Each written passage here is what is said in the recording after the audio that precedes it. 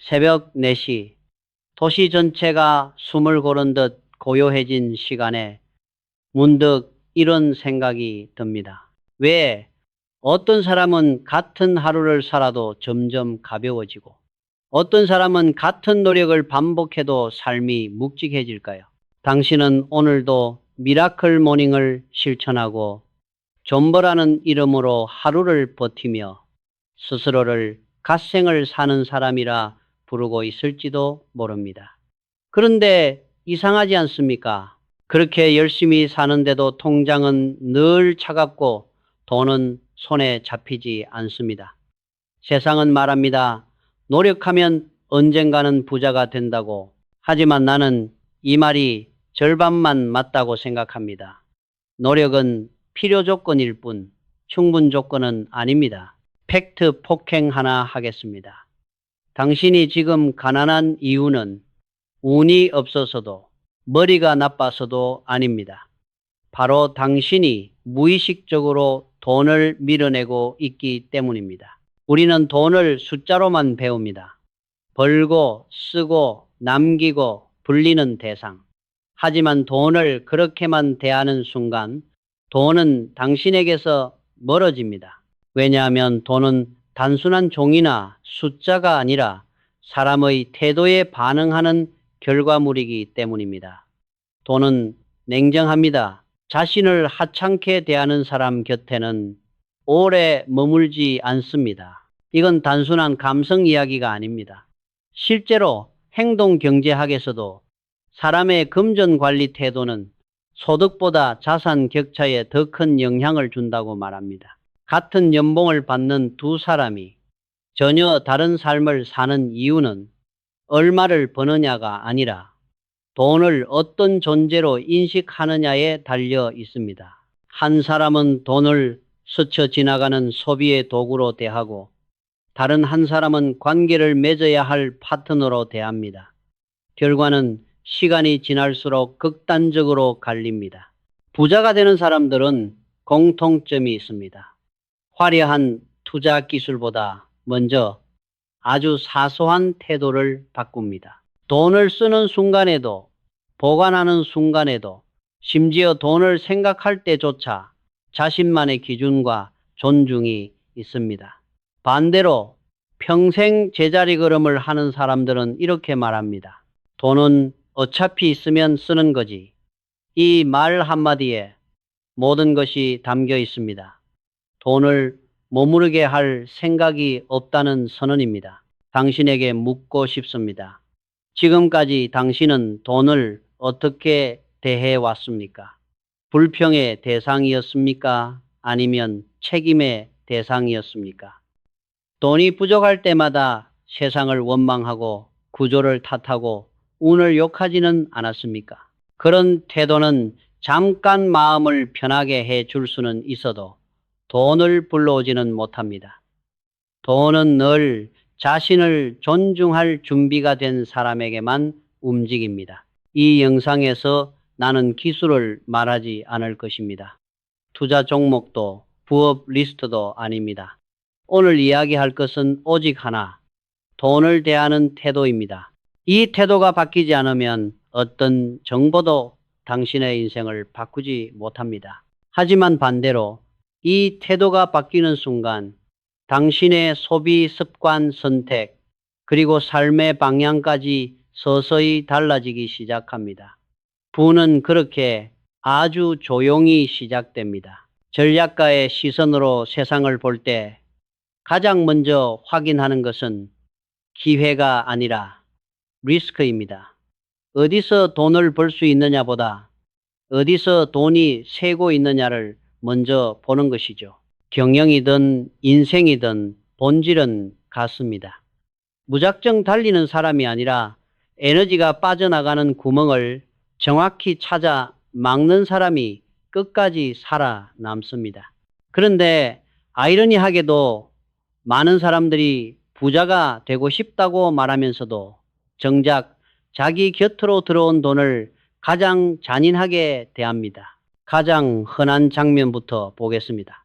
수많은 사람들이 지갑을 바지 뒷주머니에 쑤셔 넣고 다닙니다. 편하다는 이유 하나로 말이죠. 하지만 이 행동이 상징하는 바는 결코 가볍지 않습니다. 돈을 담고 있는 지갑을 자신의 몸 아래에 깔고 앉는다는 것은 무의식적으로 돈을 하위 개념으로 인식하고 있다는 신호입니다. 돈을 존중한다는 말은 거창한 선언이 아닙니다. 아주 사소한 행동에서 드러납니다. 돈은 예민합니다. 그리고 품격을 중시합니다. 실제로 자산을 크게 키운 사람들을 보면 지갑을 함부로 다루는 경우가 거의 없습니다. 심장과 가까운 안주머니 혹은 정리된 가방 속에 항상 같은 자리에 둡니다. 이것은 미신이 아니라 통제의 문제입니다. 자신의 소지품 하나조차 관리하지 못하면서 어떻게 수천만 원, 수억 원의 자산을 관리할 수 있겠습니까? 지갑을 다루는 방식은 곧 자신이 돈을 통제할 수 있는 사람인지 아닌지를 보여주는 리트머스 시험지입니다. 또 하나 놓치기 쉬운 부분이 있습니다. 하루 일과를 마치고 집에 돌아왔을 때 당신은 지갑을 어디에 두고 있습니까? 식탁 위, 현관 선반 혹은 소파 위에 무심코 던져두고 있지는 않습니까? 이것은 마치 중요한 비즈니스 파트너를 길 한복판에 세워두는 것과 같습니다. 돈도 힘이 필요합니다. 머물 곳이 없는 돈은 결국 떠납니다. 집이라는 공간을 조금 더 냉정하게 바라볼 필요가 있습니다. 거실은 사람의 왕래가 많고 에너지가 가장 혼란스러운 공간입니다. TV 소리, 대화, 이동이 끊임없이 이어집니다. 이런 곳에 지갑을 두면 집중되지 못한 에너지처럼 돈의 흐름도 흩어집니다. 반대로 조용하고 안정적인 공간, 예를 들면 침실 한쪽 서랍처럼 정해진 자리는 돈에게 여기는 안전하다는 신호를 줍니다. 이는 풍수라기보다 환경 심리학에 가깝습니다. 인간의 집중력이 공간에 의해 영향을 받듯 돈을 대하는 우리의 태도 역시 환경에 영향을 받습니다. 여기서 중요한 포인트가 하나 있습니다. 이런 행동을 하는 이유는 돈이 늘어나길 바라서가 아닙니다. 스스로에게 훈련을 시키는 것입니다. 나는 돈을 아무렇게나 다루는 사람이 아니다. 나는 관리하는 사람이다. 이 인식이 쌓이면 소비가 달라지고 선택이 달라집니다. 충동적으로 쓰던 돈 앞에서 한 번 더 멈추게 됩니다. 부자는 이런 멈춤을 수백 번 반복하며 만들어집니다. 지갑을 대하는 태도는 단순한 예절이 아닙니다. 그것은 당신이 앞으로 어떤 경제적 위치에 서게 될지를 미리 보여주는 예고편입니다. 이 작은 습관 하나가 바뀌지 않는다면 아무리 많은 정보를 알아도 삶은 제자리입니다.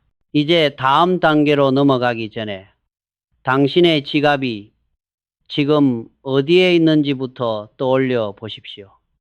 그 위치가 당신의 현재를 말해주고 있습니다. 이제 한 단계 더 깊이 들어가 보겠습니다. 돈은 단순히 모아두는 것을 좋아하지 않습니다. 돈은 질서를 좋아합니다. 그리고 그 질서는 대부분 지갑 안에서 무너집니다.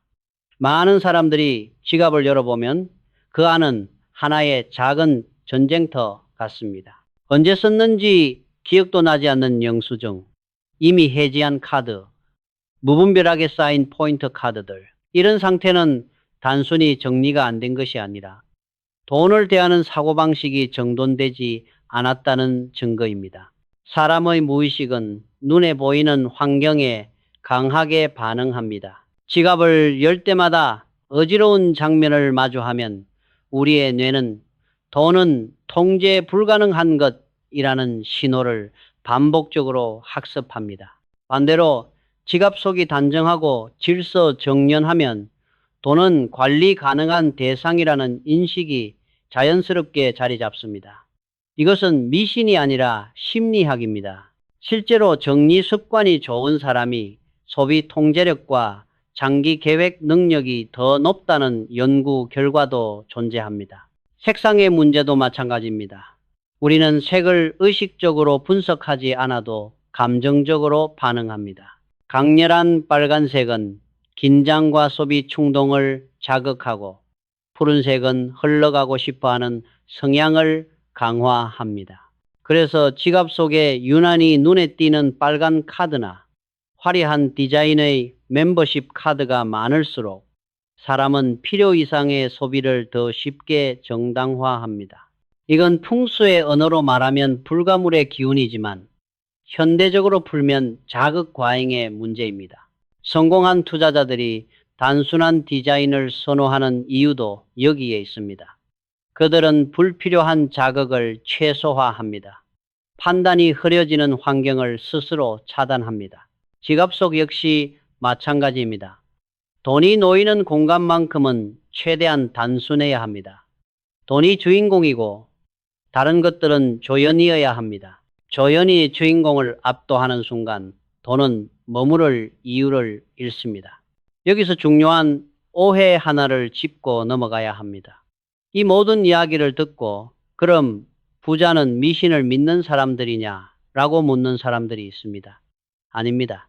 진짜 부자들은 미신을 믿는 것이 아니라 인간의 심리를 이해합니다. 그들은 인간이 합리적인 존재가 아니라 환경에 지배받는 존재라는 사실을 누구보다 잘 알고 있습니다. 그래서 스스로를 유리한 환경에 놓는 것입니다. 지갑을 정리하는 행위는 돈을 위한 것이기도 하지만 사실은 자신을 위한 일입니다. 나는 질서를 선택한다. 나는 통제한다. 나는 흘려보내지 않는다. 이런 메시지를 매일 스스로에게 반복적으로 주입하는 과정입니다. 이 과정이 쌓이면 소비가 줄고 선택의 기준이 명확해지며 돈이 남기 시작합니다. 남은 돈이 투자로 이어지고 투자 경험이 자신감을 만들며 그 자신감이 다시 더 큰 기회를 끌어옵니다. 이 모든 시작점이 바로 지갑 안의 질서입니다. 지금 이 순간 당신의 지갑을 떠올려 보십시오. 그 안이 어지럽다면 그것은 당신의 경제적 사고가 아직 정리되지 않았다는 신호일 수 있습니다. 하지만 걱정할 필요는 없습니다. 질서는 언제든 다시 만들 수 있습니다. 다음 단계에서는 이 질서 위에 어떻게 불을 끌어당기는 씨앗을 심을 것인지 이야기해 보겠습니다. 이제 리스크를 막고 질서를 세웠다면 다음 단계는 하나뿐입니다. 부는 비어있는 공간으로 오지 않습니다. 부는 언제나 준비된 자리로 먼저 옵니다. 나는 이것을 부의 씨앗이라고 부릅니다. 많은 사람들이 착각합니다. 돈은 많이 모아야 불어난다고. 하지만 현실은 정반대입니다. 돈은 혼자 있는 것을 싫어합니다. 사람처럼 외로움을 타고 늘 자신과 비슷한 것들이 모여 있는 곳으로 이동합니다. 그래서 빈 지갑은 늘 비어 있고 정돈된 지갑은 조금씩이라도 차오르기 시작합니다. 여기서 동전 이야기가 등장하면 고개를 젓는 사람들이 있습니다. 그런 걸 믿어서 부자가 되겠냐고 말이죠. 하지만 이 질문 자체가 핵심을 놓치고 있습니다. 중요한 것은 동전이 아니라 그 동전을 대하는 사람의 태도입니다. 부의 씨앗이라는 개념은 미신이 아니라 장치입니다. 무의식을 움직이는 장치, 행동을 바꾸는 장치입니다. 예를 들어보겠습니다. 지갑 속에 특정한 의미를 가진 동전 하나를 넣어두는 사람은 지갑을 열 때마다 돈을 의식적으로 바라보게 됩니다. 그냥 스쳐 지나가는 숫자가 아니라 관계를 맺고 있는 존재로 인식하게 됩니다. 이 차이가 큽니다. 인간은 자신이 의미를 부여한 대상 앞에서는 행동이 달라집니다. 함부로 쓰지 않고 더 오래 바라보고 한 번 더 생각합니다. 숫자 역시 마찬가지입니다. 115나 305, 18 같은 숫자는 우주가 정해준 비밀 암호라기보다 인간이 의미를 읽어내는 패턴입니다. 우리는 숫자에 스토리를 붙이는 순간 그것을 기억합니다. 그리고 기억하는 대상은 행동을 유도합니다. 지갑 속에 의미 있는 금액을 따로 보관하는 사람은 그 돈을 쓰지 않는 대신 스스로에게 질문을 던집니다. 나는 지금 이 돈의 주인다운 선택을 하고 있는가? 실제 사례를 하나 이야기해 보겠습니다. 월급이 크게 늘지 않았음에도 불구하고 몇 년 만에 자산을 2배 이상 늘린 직장인들이 있습니다. 그들의 공통점은 투자 감각이 아니라 태도였습니다. 그들은 지갑 속에 항상 손대지 않는 돈을 따로 두었습니다. 금액은 작았지만 그 돈을 기준으로 소비를 판단했습니다. 사고 싶을 때마다 그 돈을 떠올렸고 그 기준을 넘지 못하는 소비는 자연스럽게 사라졌습니다. 씨앗은 그렇게 작게 시작해 행동을 바꾸고 결과를 키웁니다. 여기서 반드시 기억해야 할 원칙이 하나 있습니다. 이 씨앗의 돈은 절대 생활비가 아닙니다. 비상금도 아닙니다. 그것은 당신의 부를 키우기 위해 고용된 상징적인 존재입니다. 이 돈을 지키는 행위는 곧 당신의 기준을 지키는 행위입니다. 기준이 있는 사람은 흔들리지 않습니다. 시장이 요동쳐도 유혹이 몰려와도 자신의 축을 유지합니다. 사람들은 큰 변화를 꿈꾸지만 실제로 인생을 바꾸는 것은 이런 작은 장치들입니다. 매일 눈에 보이고 매일 무의식을 건드리고 매일 행동을 미세하게 수정하는 것들. 부의 씨앗은 돈을 불러오는 주술이 아니라 당신을 부자의 사고방식으로 길들이는 훈련 도구입니다. 이제 마지막으로 이 모든 것을 관통하는 핵심으로 들어가 보겠습니다. 이제 마지막 이야기입니다. 결국 찐 부자와 그렇지 못한 사람을 가르는 결정적인 차이는 돈의 크기가 아니라 자기 자신을 대하는 태도입니다. 진짜 부자들은 돈을 쫓지 않습니다. 대신 스스로의 가치를 먼저 키웁니다. 그리고 돈은 언제나 그 가치를 따라옵니다. 이건 허무맹랑한 정신승리가 아닙니다. 현실에서 수없이 반복되어 온 패턴입니다. 많은 사람들이 이건희 회장의 말을 인용합니다. 마누라와 자식 빼고 다 바꿔라. 이 문장은 조직 혁신의 상징처럼 회자되지만 개인의 삶에 대입해보면 더 날카로운 메시지가 됩니다. 지금의 습관으로 부자가 되지 못했다면 그 습관을 그대로 둔 채 미래만 바라는 것은 자기 기만입니다. 바꿔야 할 것은 통장 잔고가 아니라 통장을 대하는 태도입니다. 그래서 찐 부자들은 자신에게 약간 벅찬 상징을 곁에 둡니다. 금이든 특별한 물건이든 그 형태는 중요하지 않습니다.